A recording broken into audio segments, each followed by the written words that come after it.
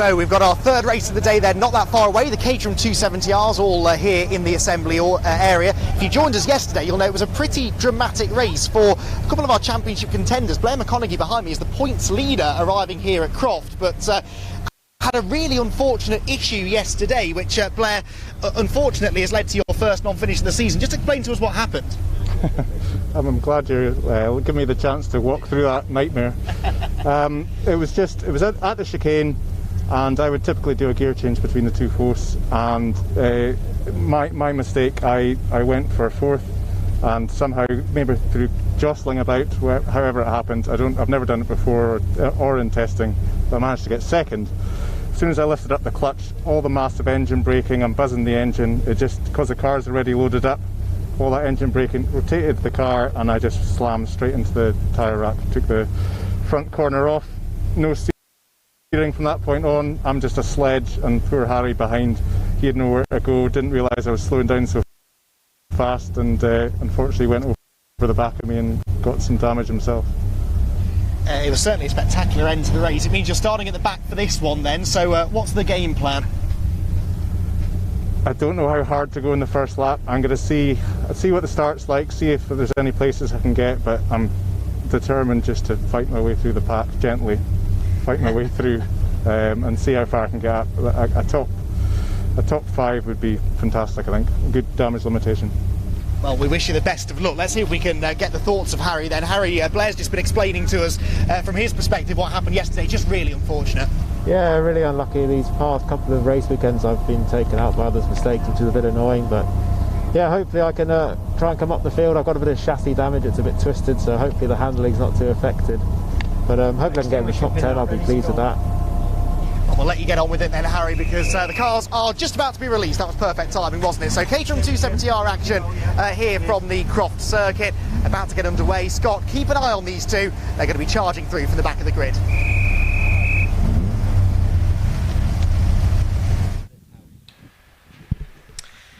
Yes, thank you, Andy. Getting set for our next Caterham race coming up now, which is our second race of the weekend for the Motel Caterham 7 270R Championship, which is seen by many within Caterham circles as the Coming of Age Championship. This is the third step on the Caterham Motorsport ladder, so drivers who have had 2 seasons worth of racing under their belts, having come up through the academy and then the Road Sport Championship as well. So they head out onto the circuit as they make their way around to the grid on their formation lap out of assembly area. These cars, of course, are the middle step. They have had all the upgrades that they would have through from Academy, which is mainly the Avon ZZS tyres. They have an Academy spec tyre that they run in the Academy. Then they move to the Avon ZZS, which they keep for the next 3 steps. And that car also gets a rear anti-roll bar. And then for the 270Rs, they also receive stiffer springs and dampers, a wider track front suspension, and one of the biggest visual changes on these cars is that they also lose the windscreen and the headlights. They can be reattached if you want to drive this car on the road, but for racing, both have to be taken off before you go out on track. So these cars then produce about 135 brake horsepower, 10 horsepower up on the road sport cars, an increased rev limit to 27 to 200, and also they have about 10 kilograms less of weight as well, 620, and that can make a difference, not just the wider track suspension and also the increased rev limit, the slight increase in power, the lighter weight. It all adds up to make a difference in lap time and a difference in performance. You can feel that because these cars start to feel like proper race cars now. The Academy and Road Sport cars are do feel a bit more like the road-going Caterhams in some aspects, but now they've got these better suspension, increased power available and revs available to them. They do start to feel proper like the cars, proper Caterham race cars now. Not that the Academy and Road Sport ones aren't, but of course these ones now have the proper parts on them to make them feel like proper track machines. So the cars make their way around onto the grid for this second race of the weekend. We'll quickly run you through the grid and how they line up. So for this race, of course, the grid, as always, is set by the results of race 1. So it's Stephen Lyle, after his win yesterday, who's due to start on pole position. His first win in Caterham. Alongside him will be Carl Jones in car number 11. And it's Wes Payne in car 38 and William Brunt, who enjoyed a race-long battle for third place, and that went the way of the pearlescent, rather flamboyantly coloured liveried car of Wes Payne in third, with Brunt fourth. Max Gaunt took an excellent fifth in car number 4. He'll start in P5 alongside car 56 David Morgan. Then it's number 8 Darryl Cresswell and 43 Alan Curtis coming next on the 4th row from Dan Clayfan, car 73, and then number 14 Fraser Jones. Row 6 is Angus McLean in number 61, and number 53 Tim Steele. 52 Peter Wales, and 99 Michael Curley then comes next from Oliver Smith in car 71. and the John Cox, number 31. Then it's Paul Herndon and Ryan Errol, Roger Gaunt and Craig Mingus. And then it's Duncan Cook, Harry Eyre, who's got some work to do, and he and Blair McConaughey, who made contact in yesterday's race, and that put Blair McConaughey out, as also did Harry Eyre. They've got work to do from the back of the grid.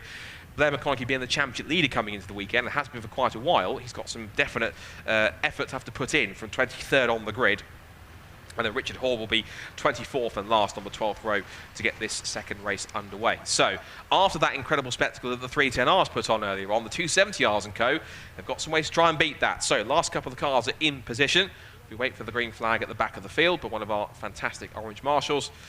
And then all set and ready to go. Last couple of cars are in position. I think there's no Richard Hall on the grid, so I think no, he is, but it's Blair McConaughey's towards the back, and we have got Harry Eyre, but he's a little bit further forward than I'd anticipated. So, Blair McConaughey at the back, Stephen Lyle, race 1 winner at the front. The second Motel Caterham 7 270R Championship race of the weekend's all set to get underway. Red lights are out, and we're heading down towards Clairvaux for the first time. It's a decent getaway from pole for Stephen Lyle, but a slightly better one from the outside of the front row from Carl Jones. Heading into third place is Wes Payne, as he slots in ahead of William Brunt into Clairvaux for the first time, and it's Jones that leads then. It's in Lyle in second place, Wes Payne third, Brunt is fourth, Gaunt is fifth.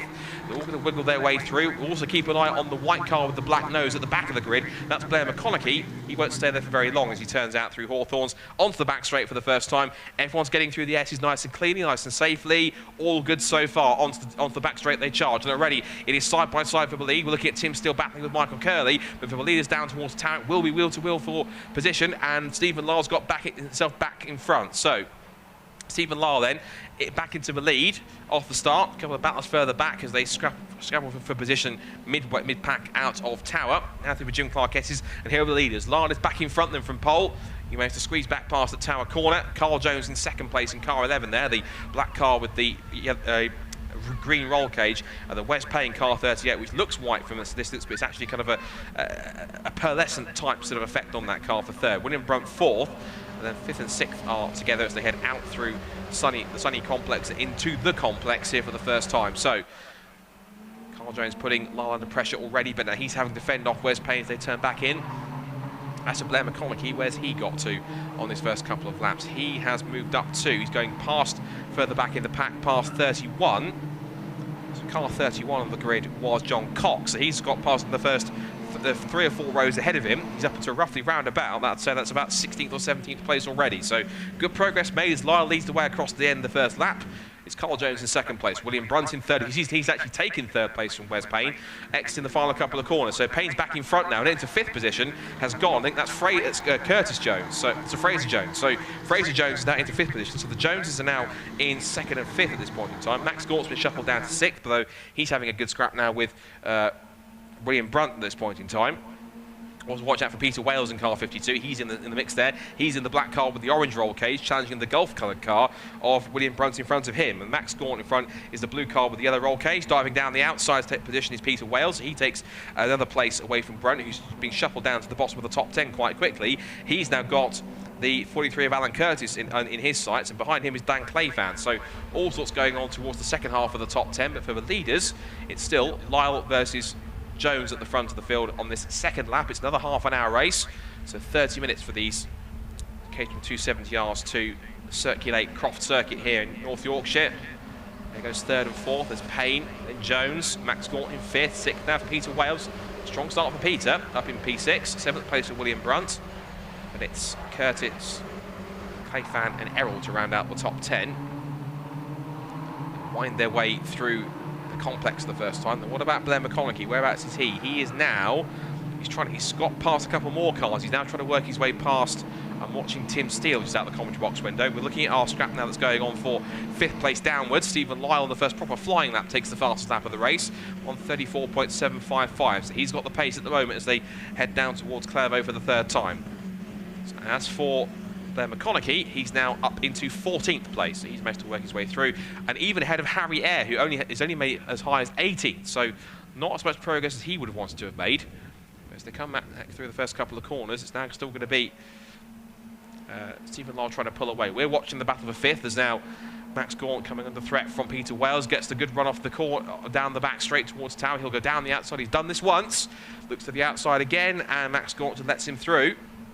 He'll try and fight back on the exit because, yes, you're on the outside line, but the traction you can get on the race, off the racing line, could be a little bit better if you pick the right spot. And William Brunt's back in there as well. We're looking back to our leaders again. Still Lyle from Jones, no change there. The gap is about 5.5 to 6/10 of a second at the front. It's then Wes Payne holding on to third. Fraser Jones is fourth, and Max Gawn is at the head of that group, scrapping over 5th place. Turn their way out of the sunny corners again. So Wales takes up the mantle as the head of that group now. He's got past Max Gaunt down the outside into Tower Corner. So all as well at the moment in line astern. Just in there, I think, just behind Dan Clayfan is Alan Curtis, isn't it? Yeah. So there goes Dan Clayfan. He decides to go on the attack up the inside of William Brunt to make the move, and that's going to be 4th, 7th and 8th, and whoa, William Brunt gets onto the grass, puts the power down and finds he's got less traction than he was hoping for.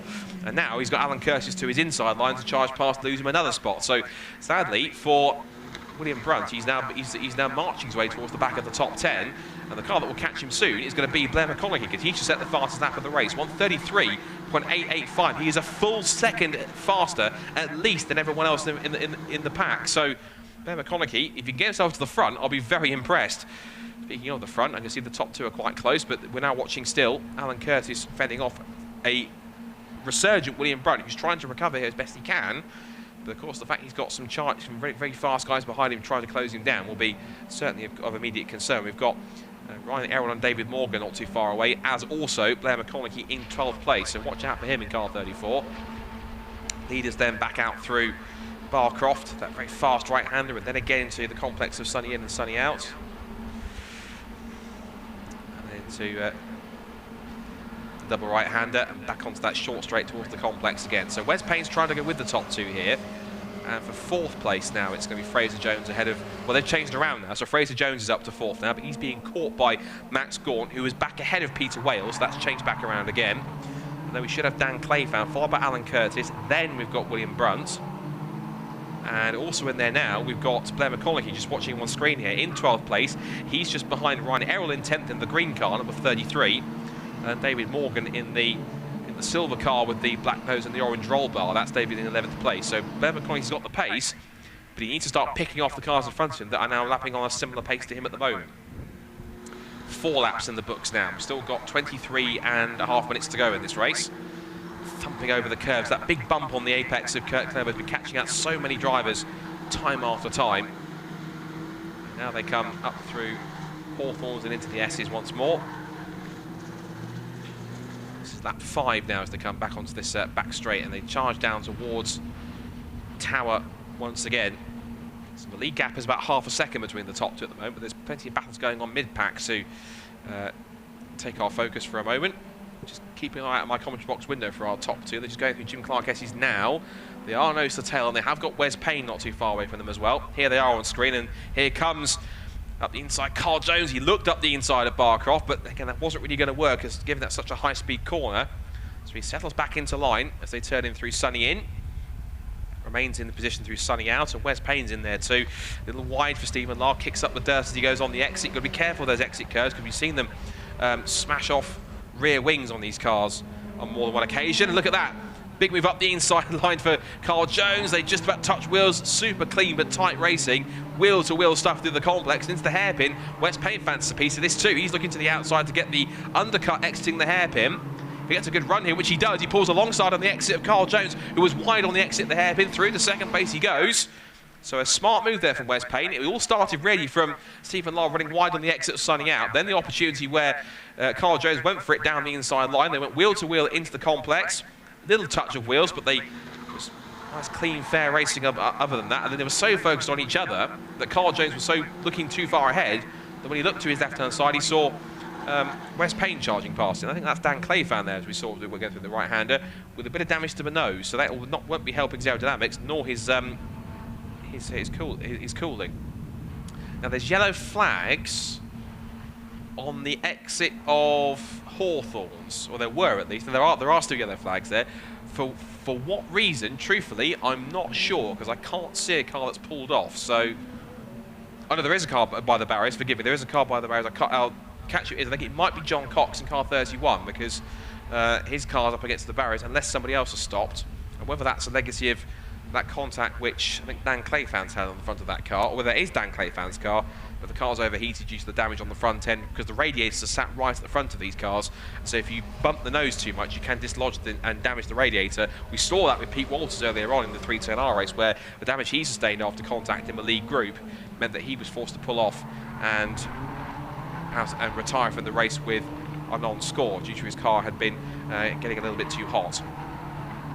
So quick progress check for Blair McConaughey. He's now managed to pick himself past Dan Clayfan and then also Morgan. I think the car has gone off. It looks like it is actually John Cox in car 31 then, so that's the car that we're missing on circuit, because that car's dropped down to the tail of the bottom of the timing tower, so watch out for that.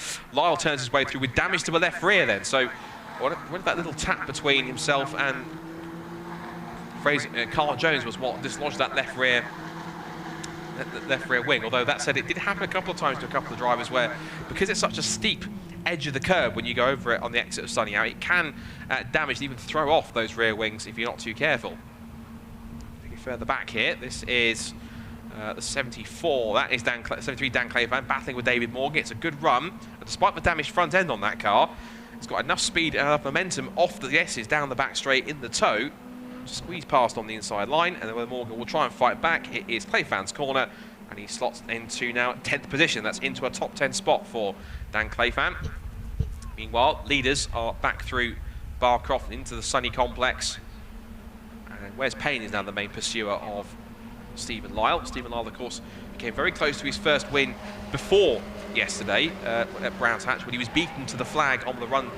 On the run to the line on the last lap at Brands Hatch by Carl Jones. He snatched it just at the line by a mere few thousandths of a second, whereas here at Croft, Stephen Lyle was able to put that right and take his first Caterham victory.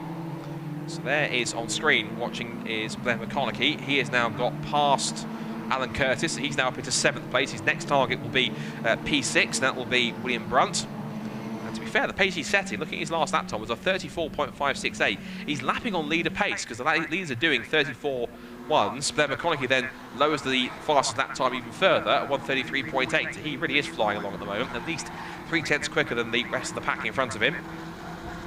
And the lead is only 6.9 seconds away from him. So if he keeps on this pace, keeps on racking in some quick laps, there's nothing to say that he couldn't catch the leaders. He's got plenty of time. He's got just under 18.5 minutes to go. See Dan Clayfan's car there with the front nose section just hanging, looking a little bit bedraggled as the one portion of the nose starting to just sort of curve up a bit thanks to the aerodynamic pressure on the front of the car. He's now just behind Ryan Errol. That's a scrap for 9th. Here's our leaders again up through the complex. Wes Payne's last lap was only half a tenth slower than Stephen Lyle's. So Lyle will be hoping to score some more strong points to push him a little bit higher in the championship, whereas Payne will also want to try and do the same. Coming into the weekend, it was Stephen Lyle and Wes Payne were tied on points on drop scores, both on overall and drop scores coming into the weekend. But Lyle will have managed to pull a couple of points back on him from yesterday's win, whereas Wes Payne, of course, finished in 3rd. So there is a bit of a points difference there. Blair McConaughey came into the weekend leading the championship on drop scores, but I'm sure with his non-finish yesterday, he will get some points back due to the virtue that they do drop a couple of their worst scores in this championship, so drop scores are very much in effect. Equal lap times or so from the top 3, all did 1 minute 34.1s. And as for Blair McConaughey, so did he. He was 6/10 quicker than William Brunt, but he was about 10,000ths of a second behind him. So that would suggest that he was putting him under pressure and possibly trying to get through, heading into the right-hander, which he has. So Blair McConaughey's up another spot. That's him up into 6th place. So his next target now is going to be breaking into the top 5. The first of those targets will be Max Gaunt in 5th position in car 4. There is Blair McConaughey to the right shot on the live stream. Car 34, the white car with the black nose, championship leader coming into the weekend on drop scores. Wants to try and preserve that as much as he can, as our leaders then head out of Tower Bend. And watch them going through the Jim Clark S's, and Stephen Lyle still being put under pressure here and being kept honest by Wes Payne. And Wes Payne has won a race before in Caterham's previously, but Hopes to try and get to the top step again. He had a bit of a unique paint job last year. He had a probably purple pearlescent paint scheme, but he's done something a bit more extravagant for this year's livery. And he's going to try and make a move here. He's all over the back of Stephen Lyle into the complex. So Lyle just playing the defensive card, trying to put the car in the middle of the road to stop either Payne or Jones trying to get through. Back into the hairpin go the leaders. And also interestingly, in the space of literally less than a lap, it's taken Blair McConaughey to get right onto the tail of 5th and 4th positions. So he's up the inside now of Max Gaunt to get the run off the corner, and already by the time they get to the line, he's in front. So there's our top 3, with Wes Payne putting Stephen Lyle under pressure. There goes the top 3. The 4th place should now be, I think, Fraser Jones, and then Blair McConaughey. Yes, into the right-hander they go, and Blair McConaughey's up another spot and sets another new fastest lap of the race, 1:33.674. So if he can manage this will be one of the drives of the weekend from Blair McConaughey, and he's still got half the race to go. He's picked off all but, what's that now, 4 cars in front to get in order to get himself into a strong podium place. And there he goes, charging past Fraser Jones, easy as you like, into 4th place. Meanwhile, the leaders are going to be... there's been a change for 2nd place because Carl Jones has gone charging past Wes Payne into 2nd place behind Stephen Lyle. So there's been a change for them. But up into 4th now, and leading this group is Blair McConaughey. And I wonder now with the pace he's got, either he's too strong for them or he will bring them with him to make it an even bigger leading group. But my guarantee has to be, with the pace that he's currently setting and the fact that he was only 5.7 seconds off the lead and he's lapping about 7 to 8 tenths to even a second a lap quicker than the cars in front, he will catch them in the next few laps. That's a guarantee, I'm sure, unless there is any kind of issue. Round the outside for the lead comes Carl Jones on Stephen Lyle. His first major attack he's been under, but now looking for the switch back on the exit. Carl Jones tries to put the car right on the exit of the corner, which he does. Stops Stephen's retaliation dead in its tracks. And so as these 3 continue to fight here, watch for the white car Blair McConaughey in 4th place, which would be just behind these 3. He's really trying to pull away from Fraser Jones. And Stephen Lyle here comes back under threat from Wes Payne. And now, basically, Wes has seen how Carl Jones has managed to do it, so he's going to have a go for 2nd place in a moment. So, Jones, Lyle, Wes Payne, and there's Blair McConaughey in 4th then. So 4th then trying to close back in. The gap is down to 3.6 seconds. So, look at the last lap times. Carl Jones's last lap was a 34.9. It was 36.2 and 36.1 for Lyle and Payne. McConaughey was on a 33.7. He's on fastest lap pace, lap after lap, which is pretty incredible. Lyle gets back into the lead down the back straight at Tower Bend, holds the line. Payne goes back through into 2nd place at the expense of Jones. So in the space of 1 straight, Jones has gone from first back to 3rd again. And the pace advantage that Blair McConaughey has over everyone means he's completely dropped the scrap that's going on for now 5th place between Fraser Jones, Max Gaunt, William Brunt and Alan Curtis. So that's going on from 5th down to 8th. So there is 14, which is Fraser Jones. He's leading that next group now that Blair McConaughey's broken away. Now I'll be intrigued to see how much the gap has closed in this time by as that 2nd group goes through the Sunny complex and back into the complex. Once more, this is lap 11 in this race. And visibly, McConaughey's just about there. There he is, the 4th car in shot, going through the car shot now. The white car number 34, that's Blair McConaughey. And I remind you, he started 23rd and last at the back of the grid. So this will be literally the drive of the season for him if he can hold on to this and actually make it happen. He's right there. He'll start to get a tow now from the 3 cars in front. Across the line they go, lap time-wise for the top 4. Let's have a look at it. Well, Lyle leads. And it's another new fastest lap of the race for Blair McConaughey. 33.4 now. 1:33.465. And there he is, look, car 34 on stream. Blair McConaughey, the Flying Scotsman. And certainly, he's put himself right into contention here. He really could win this race if he gets an opportunity. So, possibly side by side for the lead now between Wes Payne and Stephen Lyle. We're looking back at Max Gaunt versus William Brunt on the stream, but I can see the change for the lead happening here on screen. It's down the outside, looks Wes Payne. Lyle fights back under brakes and keeps his nose in front as they turn into Tower Bend. But now, not only is Carl Jones back in there, but so in that lead group is Blair McConaughey. He's in that lead group now. It's not a leading trio anymore, it's a leading quartet. There on screen is the battle for 4th down to 5th, 5th down to 8th position.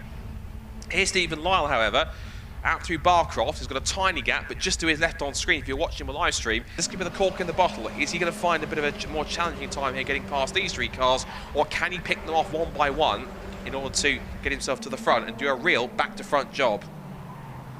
Into the complex again, top 4 altogether. Blair McConaughey then on the back of Carl Jones put himself into a podium place. Wes Payne takes a wider approach into the hairpin to try and get the undercut if he can. He's forced to take the wider line, and now Blair McConaughey with a great one off the corner. Now he's in the slipstream. He will go for third place on Carl Jones. Which way will he go? Jones will stick the car right to the inside of the circuit unless he has to go to the outside to take the racing line. He will lead, however, in front. Wes Payne looks to the outside, under brakes on Stephen Lyle. Into Clairvaux they go. Lyle holds on, and Blair McConaughey goes sideways and he spins! Oh, Blair McConaughey loses it. Blair McConaughey, after all that hard work from the back of the grid, still at 10.5 minutes. It's not completely over, but he quickly gets it going again. He just hit the bump on the inside over the curb and round it went. So, recovery drive take 2 for Blair McConaughey this time. Now, if he can manage it, 10.5 minutes to go in this race. How much further can he get back up the Ore? He's going to do it all over again. He's back in 8th now after he had that spin, but he was so close. That have to be agonising for Blair. He wants to try and pick up as many points as he can after he DNF'd yesterday. Every single point for him will really count in these last 3 meetings here at Croft. Then we've got Snetterton in a few weeks' time, and then a couple of weeks after that, the season finale at Cadwell Park. He really has to take every single point that he can to hold on to the championship lead, particularly when drop scores come into play as well. So less than 10 minutes to go then. Into the final third of the race comes the race leader, Stephen Lyle, with Wes Payne on his tail. Carl Jones now unchallenged in third place after the threat that he had earlier on. But I imagine the pace that Blair McConaughey has, I mean, again, he was lapping at least a second quicker than everyone else. I suspect he might have time to possibly do this, but even if he can get past the 3 or 4 cars in front, it's going to be a challenge. Now, he's already... Okay, he hasn't caught the 4 cars battling over 4th, but them scrapping amongst each other will certainly help him. And then again, he's not too far away from the cars in front. If he can still do this, I'll be absolutely amazed, but it's going to be a very tall order for Blair.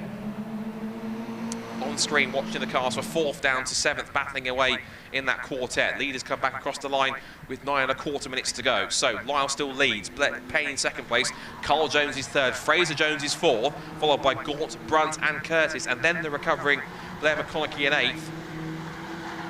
You'll be having bad memories about that turn 1 at Clairvaux. And again, it's that curb and that bump on the inside line. I know we keep talking about it, but it's been catching so many drivers out on so many occasions, whether it's a cage from a Fun Cup or a City Car Cup car. Drivers, no one series has been immune to that bump and that inside curb at Clairvaux. Meanwhile, Max Gaunt, who was watching the scraps going on between our leaders, was 1st, 2nd and 3rd. Behind them, Max Gaunt's gone round the outside of Fraser Jones to take 4th again. So Max Gaunt has gone back up to 4th. Fraser Jones is in 5th. Then it's Brunt, Curtis and the recovering Blair McConaughey.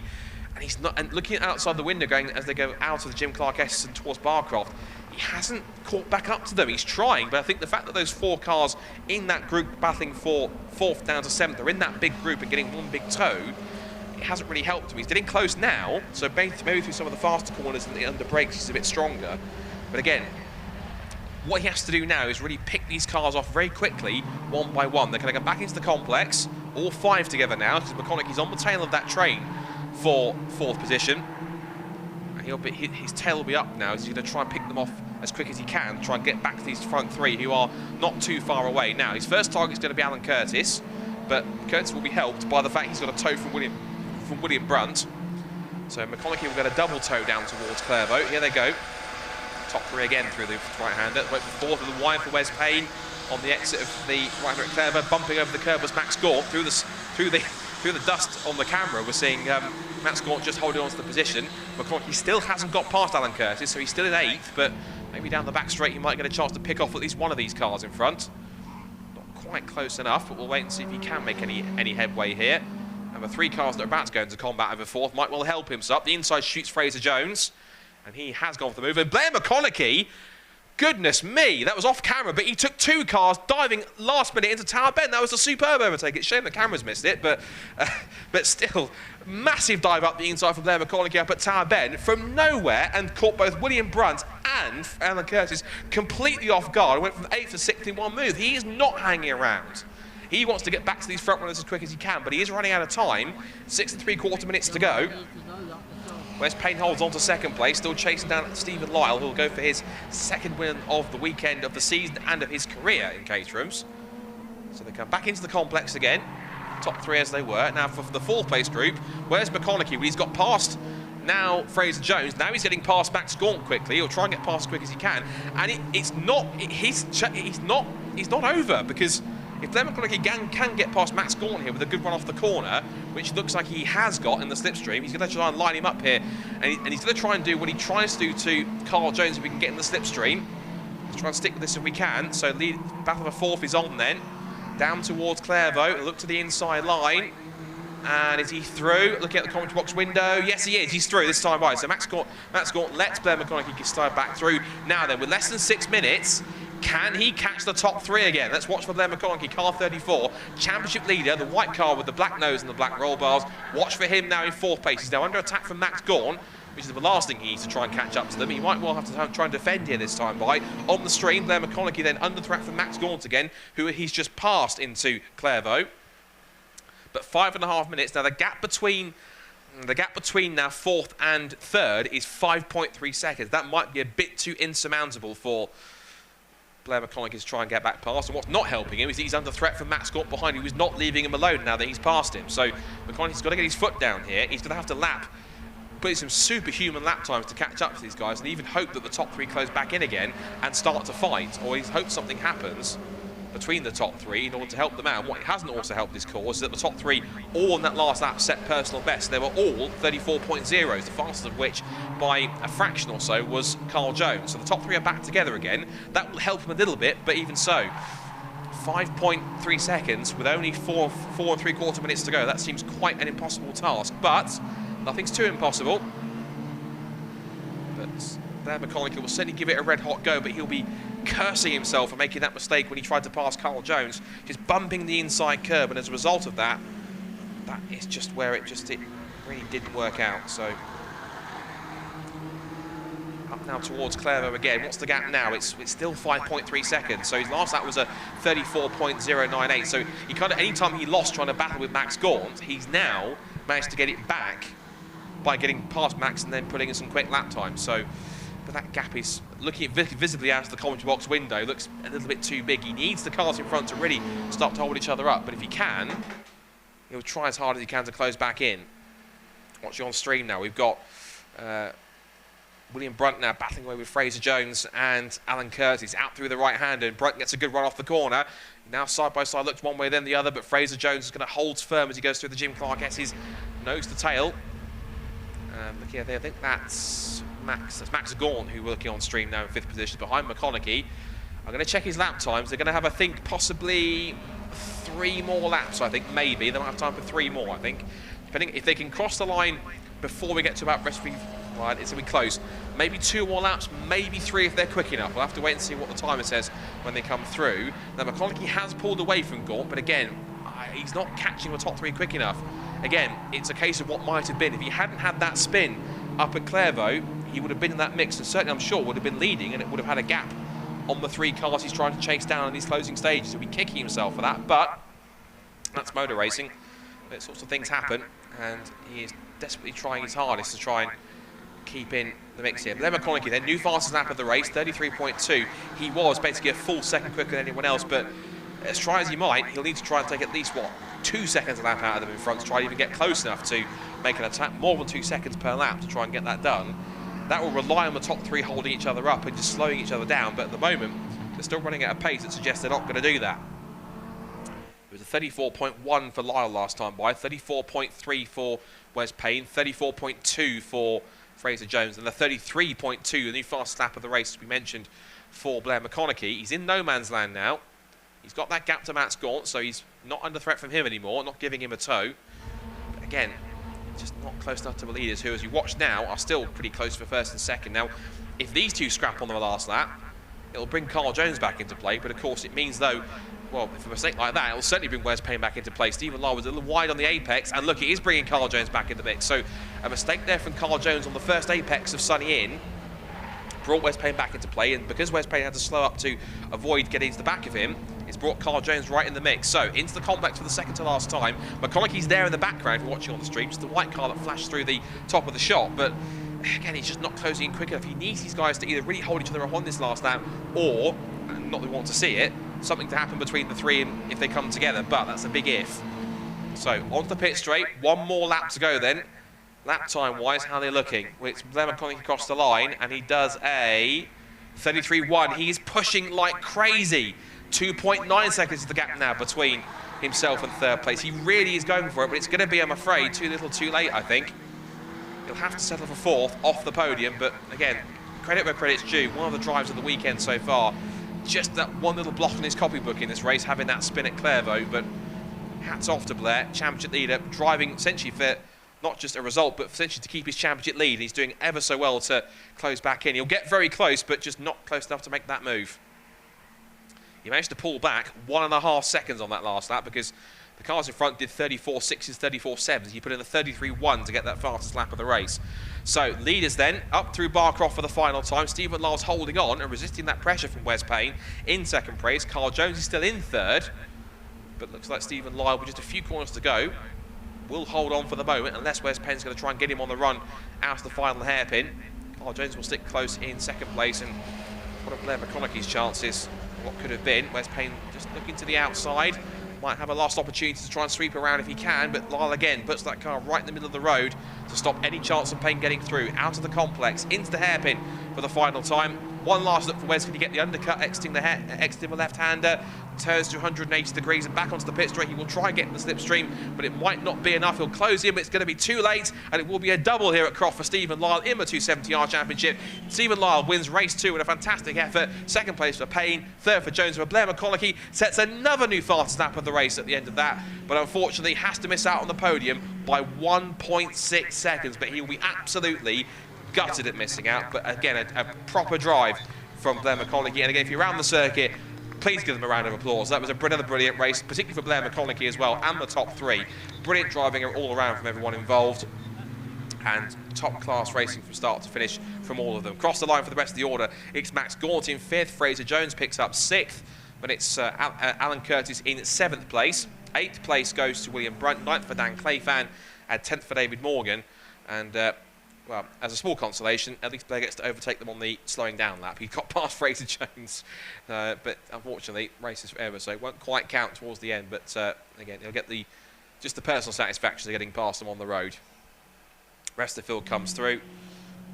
Congratulations to all of our 270R drivers. Again, like the 310R drivers, they'll be back out for their next rounds coming up at Snetterton, and that'll be at the beginning of October, so they've got about a month to wait until their next round. The next Caterham action, of course, is going to be the top-level Caterham 7 Champion UK, which will be appearing on the Alton Park support package for the British GT Championship, but that's then. This is now, and here's the confirmed provisional results. So Stephen Lyle wins by 0.3 of a second from Wes Payne in second place, Carl Jones in third, and Blair McConaughey, what a heroic drive from the back of the grid to what could have been a win, has to settle for fourth after that spin. Matt Gaunt 5th, then it's Fraser Jones 6th, Alan Curtis, William Brunt, Dan Clayfan and David Morgan running out the top 10 minutes. Harry Eyre, who couldn't rise higher than 11th, he was really off the pace and had to settle for outside the top 10. Michael Curley was 12th from Peter Wales, Tim Steele, Oliver Smith, then Craig Mingus, Darrell Cresswell, Roger Gaunt, Paul Herndon, Richard Hall, and then Ryan Errol, the final finisher. We lost Duncan Cook in the closing stages, and we also lost John Cox, who was parked up at the barriers exiting at Hawthorns. The fastest lap of the race, of course, went to the charging Blair McConaughey, 133.105. So as a consolation, he will at least get a bonus point for that as well. He'll get just as many points as he would have done having scored third place. So, well done to all of our Caterham 270R drivers for an excellent display of driving. Next up on the timetable is our second race of the weekend for the Caterham Road Sport Championship, sponsored by Mission Motorsport. That's coming up very shortly, and I'm sure we'll be hearing hopefully from Andy McEwen down in assembly, so stay tuned. More Caterham action from Croft here with the BRSEC and Caterham Motorsport on its way in just a few moments' time. 270Rs are done and dusted. Next up, it's Road Sports here in Yorkshire.